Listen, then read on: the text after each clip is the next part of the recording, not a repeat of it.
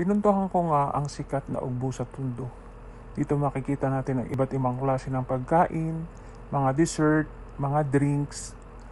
And dito namin napiling kumain sa sikat na lechon kawali. Tindahan ng lechon kawali.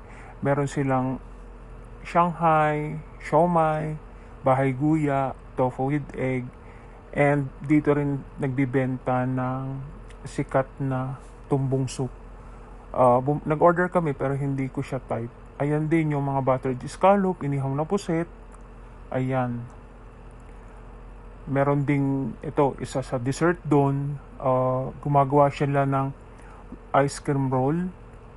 Pero hindi na kami nag-order niyan kasi sobrang busog na kami. Ang in-order namin ay yung crepe na tinatawag.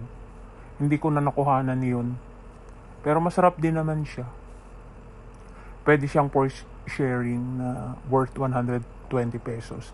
Ito hindi ko natanong kung magkano ang ice cream na yan. Pero mukha naman siyang masarap. Itong ginagawa ni Kuya is avocado flavor. Ito rin yung isa sa pinakamasarap na yang chow dito sa Ugbo. Mag-order sana ako niyan, kaya lang kasi sobrang haba ng pila. Kaya kinuhanan ko na lang ng video si Kuya kung paano niya iluto yung kanyang yang chow. Ang galing ni Kuya magluto dyan. Kaya lang hindi siya tuloy-tuloy magluto. Kaya hindi natin nakita kung paano din niya sinerve tong kanyang yang chow. Pero